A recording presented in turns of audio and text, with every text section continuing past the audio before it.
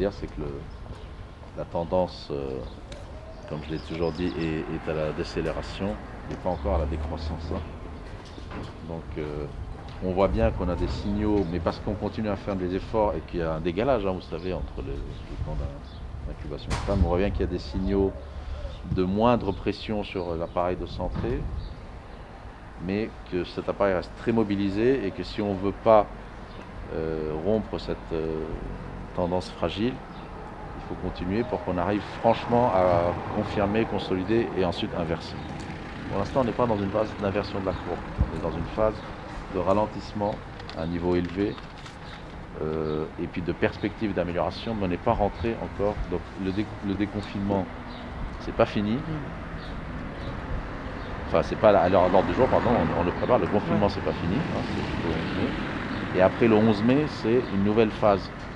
C'est pas un retour à des pratiques habituelles. Il faut vraiment qu'on tienne les efforts dans la durée, parce qu'on voit bien qu'ils donnent des résultats. Au 11 mai, on peut aller travailler, on peut sortir pour aller travailler. On peut déjà aller travailler, et c'est même recommandé pour ceux qui ne peuvent pas travailler à domicile, pour ceux qui n'ont pas de maladie chronique. Après, il y a plein de cas. Pour les entreprises qui ont organisé le travail de façon qui permette de l'exercer en sécurité, etc. Et moi, cette semaine, je vais aller revoir des chantiers qui reprennent, etc. Donc, la vie économique ne peut pas totalement s'arrêter. En France, elle s'est plutôt plus s'arrêter que dans d'autres pays, d'ailleurs. Et ça peut porter aussi un préjudice très important socialement, économiquement, etc. Donc, il faut maintenir une activité économique, mais il faut le faire dans des conditions de prudence et de progressivité. Et puis même dans un cadre privé, partir sur les réunions familiales, ça sera pas. Non, ça c'est interdit. Tout ce qui est superflu, il ne faut pas le faire. Voilà, d'accord. Et si on a un doute, on ne fait pas. Pas de réunion familiale, pas de fête de mariage, pas de toutes ces choses-là, jusqu'à ce qu'on y voit plus clair. Ça n'a aucune dimension punitive, hein. C'est simplement une dimension d'intérêt général. Jusqu'à quand? Pour l'instant, on a dit jusqu'à trouver le vaccin.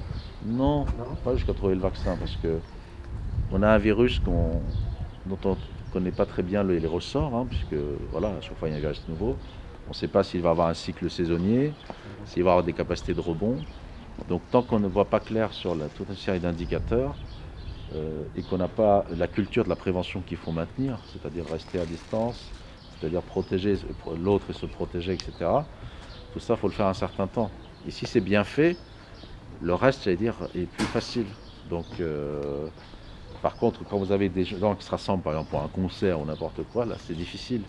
Parce que ça reste un certain temps et on risque de repartir de façon un peu virale, explosif le truc. Donc, je crois qu'il vaut mieux éviter ça parce qu'on n'a pas envie de revivre des épisodes très contraignants.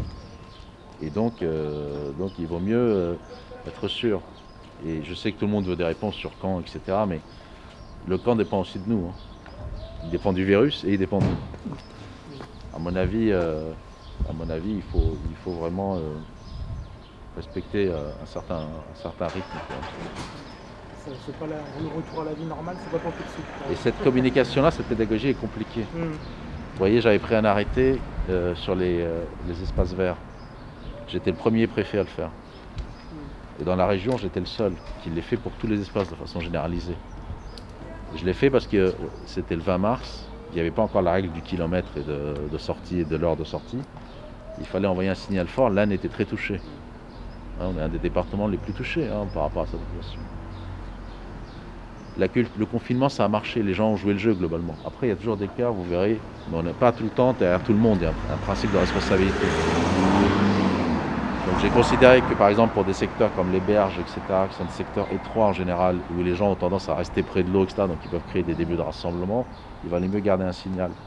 Et pour par exemple les parcs et les jardins, j'avais dit, j'autorise et je laisse les maires juger s'il faut continuer dans certains cas. Et évidemment dans les grandes villes, il y a plus tendance à continuer.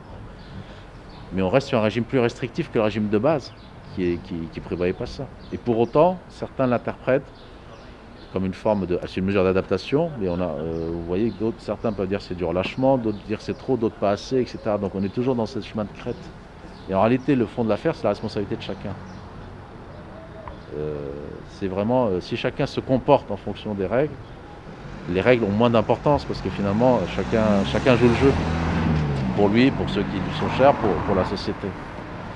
Et donc on est dans l'Inde sur un régime qui est encore un régime plus strict globalement, même si on cherche des solutions, on l'a fait sur les marchés progressivement, mais c'est pas les mêmes marchés qu'avant, on voit bien qu'ils sont organisés différemment, donc voilà, ça crée une culture, mais ça servira pour l'avenir. Sur les jardins on l'a fait, mais il faut être très prudent parce qu'il ne faut pas que ça crée des anticipations dans l'esprit des gens qui ferait que, même de bonne foi parfois, on ne se rend plus compte. Et la particularité du virus, c'est que c'est un ennemi invisible et qu'il est susceptible de toucher tout le monde. Donc la règle, c'est moins d'interaction pour réduire la chaîne de contamination. C'est pas compliqué. Pourquoi on a réussi avec le confinement? C'est que les gens ont eu moins d'interaction. Si vous êtes capable de vous promener dans un parc en restant à distance et en respectant des mesures d'hygiène, c'est pas gênant.